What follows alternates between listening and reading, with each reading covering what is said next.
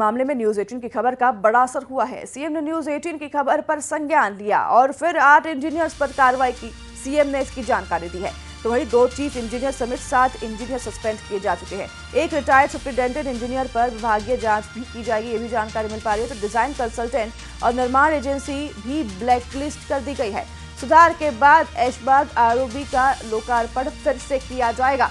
ये बड़ी कार्रवाई की गई है। बता दें आपको, प्रदेश में ये 90 डिग्री ओवरब्रिज की जो तस्वीर आप देख रहे हैं, प्रमुखता से ये खबर न्यूज 18 ने तो दिखाई थी। अब सरकार की तरफ से भी ये सराहनीय कदम उठाया गया है। सभी जिम्मेदारी अधिकारी जो हैं उन पर एक्शन लिया गया है। हमारे साथ हमारे संवाददाता वासु चौरे जुड़ गए हैं भोपाल से लाइव, जिन्होंने पल पल की अपडेट साझा की है, आपके साथ रिपोर्ट भी बनाई है इस ओवरब्रिज को लेकर। वासु, आपका रुख करेंगे। ये बड़ी जो है जानकारी है और एक बड़ी तरह हम कह सकते हैं सफलता भी है। हमने ये खबर दिखाई थी, इसके बाद ये बड़ी कार्रवाई की जा रही है। वासु,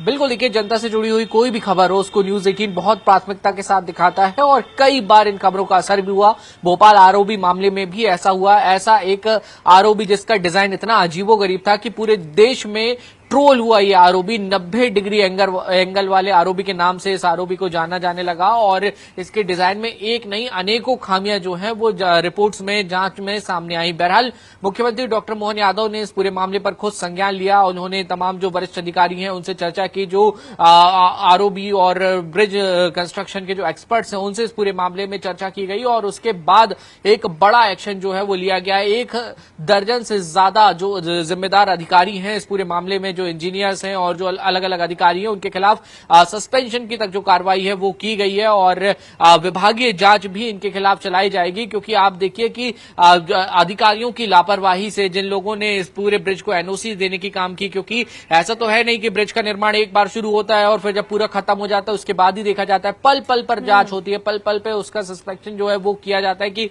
डिजाइन सही बन रहा है, मटेरियल सही लग रहा है, कोई दिक्कत तो नहीं है, कोई परेशानी तो नहीं है। तो जो लोग इसको लगातार एनओसी देने का काम करते रहे और स्थिति ये बन गई कि 90 डिग्री का एंगल बन गया, जो कि ट्रैफिक के हिसाब से काफी खतरनाक है। और जहां पर ये ब्रिज है वो बहुत घनी बस्ती वाला इलाका है, वहां पर बहुत हैवी ट्रैफिक होता है और अगर इस तरीके के हालातों में इस ब्रिज पे अगर यातायात चलेगा तो समझा जा सकता है कितना खतरनाक हो सकता था। तो सीएम ने संज्ञान लिया है। अब डिजाइन ठीक होगी, आरओबी को मरम्मत किया जाएगा और उसके बाद ही वहां पर ट्रैफिक जो है वो खोला जाएगा। जी बिल्कुल वासु, काफी सराहनीय ये कदम है मुख्यमंत्री की तरफ से भी। और बहुत धन्यवाद आपका तमाम जानकारी साझा करने के लिए। इस 90 डिग्री ओवरब्रिज पर अब संज्ञान लेते हुए जिम्मेदारी जो अधिकार हैं उन पर जो है एक्शन लिया गया है।